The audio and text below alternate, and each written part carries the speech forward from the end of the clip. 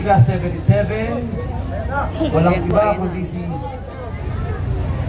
Brother Franco. Announcement po ulit. Kung sino po ang nagmamay-ari ng Nancy Gold Mike 4424 Galilee, nakaharang po yung sasakyan natin, pasuyo. No, pasuyo lang po, pakiusog lang po. NGM 4424, Brother Franco. Ayan, okay. At muli, partner, hindi ko na patatagalin pa para mapakinggan natin ang hinaing ng ating kasama dito, PMA Class 77, si General Simoy. General, bigay po kayo mga maisok!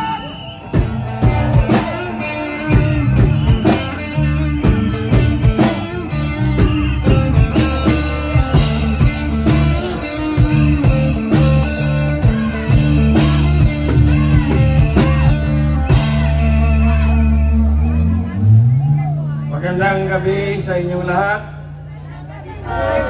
Bago ako magsisimula, maaari po bang tumayo tayong lahat at magdasal ng daigdig sa ating mga sarili. 1 minuto lang po ang ating iaalay para sa sambayan ng Pilipinas.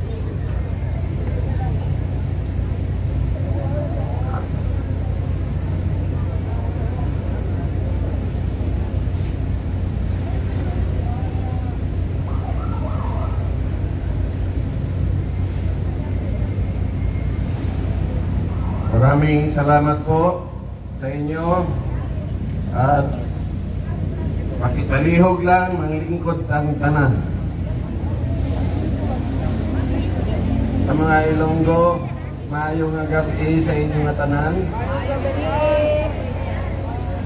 Pero pag binato natin sa Ilocos, naimbag garabi.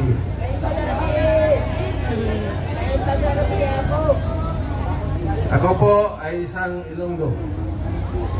Pero lumaki po ako sa Mindanao. More than 30 years. Dahil yung father ko assigned sa Mindanao sa Philippine Constabulary. Ako po ay nandito dahil nagugulat ako sa ginagawa ng ating PNP sa Region 11. Ang Region 11 ang pinakamamahal kong lugar sa Mindanao. Bakit? 10 taon po ako na-assign doon simula ng 2nd Lieutenant. 1981 hanggang 1991. Sinabi ko na po ito nung una akong magsalita dito.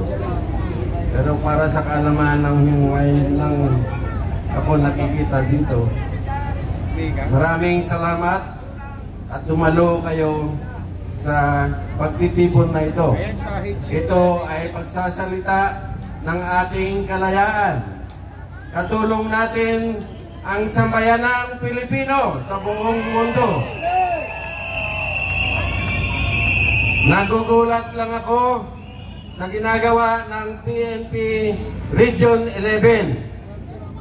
Dahil nung nasa Davao ako, 4 na regional commander ang katulong namin sa pagpatahimik ng Region 11 para maniwala ang mga taga-Region 11 na PNP. Kasama ko si General Bakay noong 1981. Pinalitan ni General Olano. Pagkatapos, si General De Guzman. At ang pang-apat ay si General Tangatwe. Hindi ko makakalimutan ang instruction sa amin. Ako ay nasa Philippine Army. Assign ako sa RUC 11. Ang tinatawag natin ngayon na Eastern Mindanao Command. Si General Echeverria ang commander ng RUC 11. Ito ay para malaman ng mga tao sa Davao na hindi namin kayo pinababayaan nung magulo pa ang Mindanao noong early 80s. Alam ng mga taga-Davao kung ano ang nangyayari doon sa lungsod nila. Pasensya na kayo kung minsan di ako makapag-ano ng Tagalog. Kasi purong Ilonggo po ako. Ngayon, nagulat na naman ako. Dahil ang ginawa ng PNP Region 11 ay wala sa sinatawag namin sa Army na rules of engagement. Dahil noong kami pa ay nasa Region 11, ang palaging reminder ng mga commanders ng Region 11 PNP ay mag-operate tayo na sinusunod ang batas at walang human rights violation. Yun ang totoo na ginawa ng 4 na commander ng PNP sa Region 11. Kung meron man enkwentro sa gitna ng Davao na nalaman naman ito ng mga tao doon, ito ay ginagawa ng PNP Region 11 para tumahimik ang Davao. Peaceful. Ang role naman namin sa RUC 11 ay tinaasan kami ng aming commander to cooperate with the PNP and Region 11 para pare-pareho ang aming panuntunan sa paggawa ng mga operation. Ngayon, bakit nangyayari ang ganitong mga pangyayari sa buong Davao City? Isa lang naman ang karaban nila, unarmed pa. Samantalang kami, nung panahon namin, ang NPA ay umabot sa 150,000. No, 150 lang. Hindi 150,000, I'm sorry. Nabibigla lang ako. 150 ang NPA sa Davao noon. Davao City yun. 4 ang kampo ng NPA sa Davao City. Wala pang army units sa Davao. Kaya kawawa ang PNP. Alam nyo ba kung ilan ang napatay na PNP nung nandun kami? Sa 3 buwan. Sa 3 buwan. Kung bibilangin ninyo, kami ang nakakapagbilang dahil kami ang nandoon. Hindi ito alam siguro ng mga PNP ngayon na nasa Davao.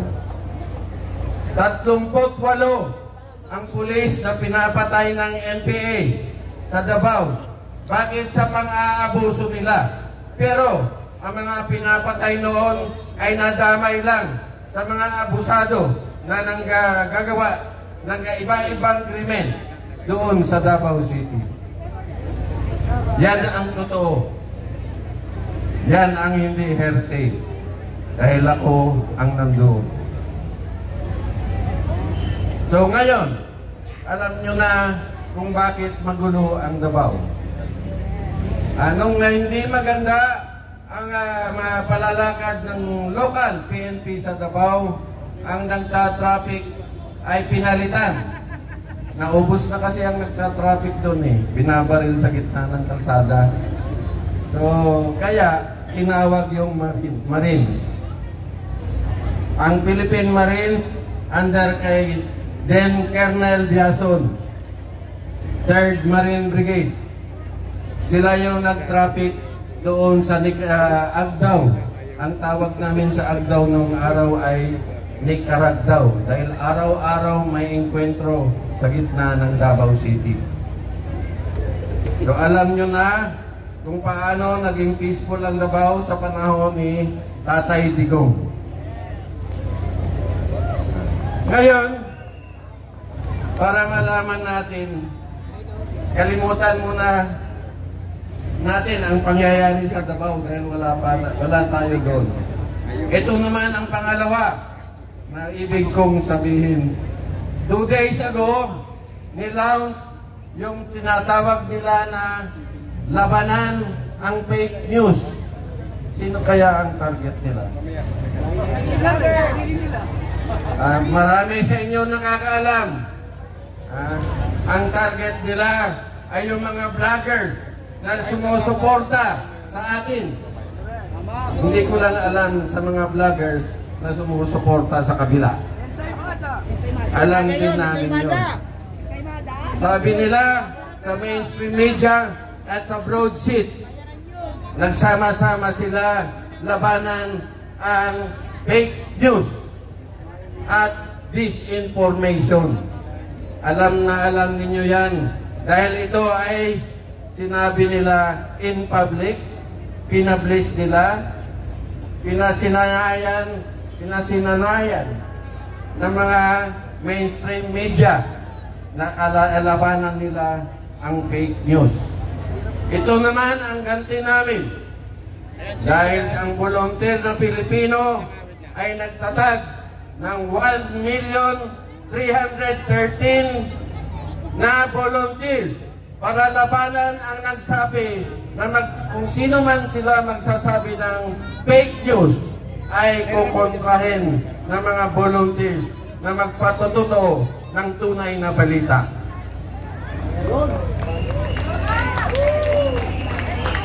Bakit alam ko?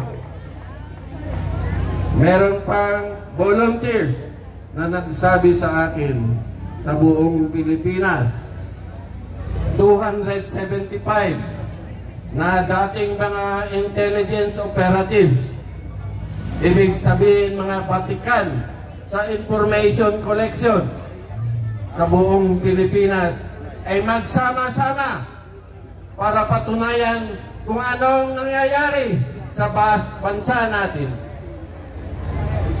So alam nyo na kung bakit pinagdasal ko kayo ng 1 minute.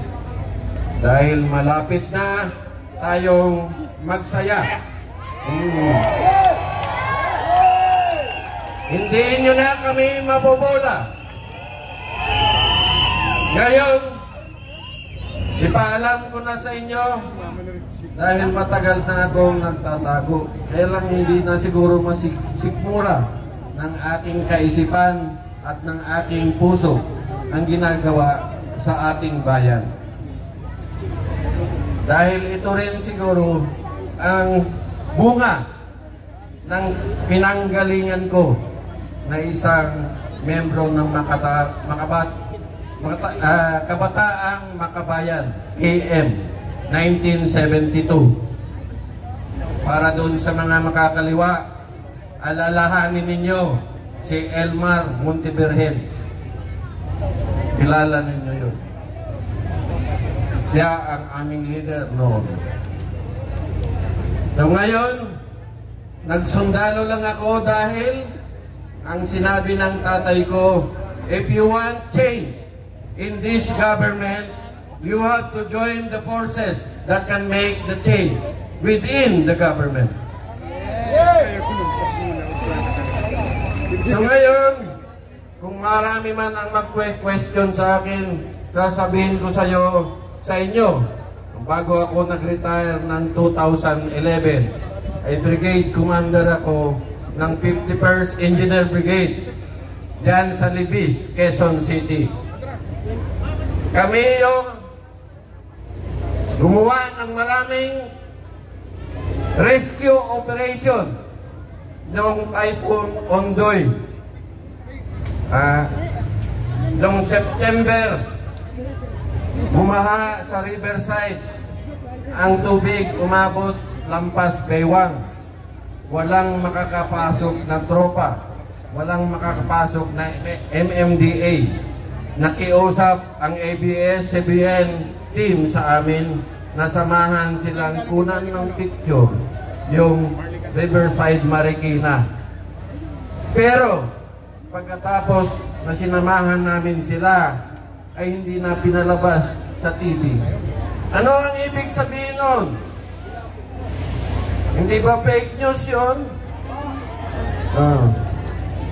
That Typhoon Ondoy, ang operation namin from Metro Manila hanggang Santa Maria, Bulacan, Cainta, hanggang around Laguna Lake. Ang gamit ko ay helicopter ng US Forces. Dahil kaibigan pa namin ang US Forces. Yun ang flood disaster relief operations na ginawa namin at kami rin ang naglinis sa Provident Village. Lahat ng tropa ng brigade ay pumunta ng madaling araw sa Provident Village para mag-conduct ng rescue at naglinis ng... So ngayon, sino ang nagsabi na hindi tayo marunong sa flood control? When I was the commander of the army units na pinahasan ng Secretary of National Defense to go around Metro Manila. Another, ito ang pangatlo, sasabihin ko sa inyo. Sabi ng PNP Region 11 ay ginagawa lang naman ang trabaho nila. Di ba? Ginagawa lang naman ang trabaho nila. And you are releasing more than 5,000 combat-ready police officers. Ang sinasabi ko ay combat-ready. Bakit? Dahil naka-combat uniform sila eh. Uniform ng SWAT. Di ba? Special, or yan ang special forces ng PNP ang na-deploy.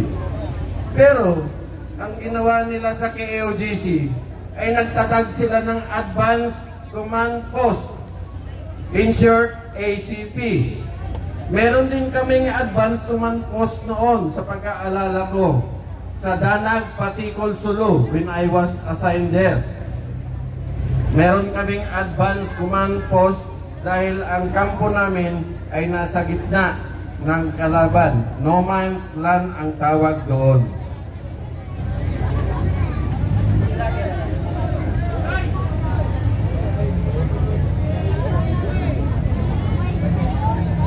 Yun lang po ang gusto kong ipaalam sa inyo na sana ay maliwanagan na yung mga Pilipino na nakikisama sa atin na labanan ang katotohanan ay sana makipagtulungan tayo sa ating grupo na tinatawag natin ang Maisog. Ngayon, so siguro naman ay dito na muna akong marami pa sana, pero dahil malapit na yung sinasabi ng nilang peligrong oras ng pag-uwi. So maraming salamat po at sana ay maliwanagan kayo sa aking sinasabi. Maraming salamat po.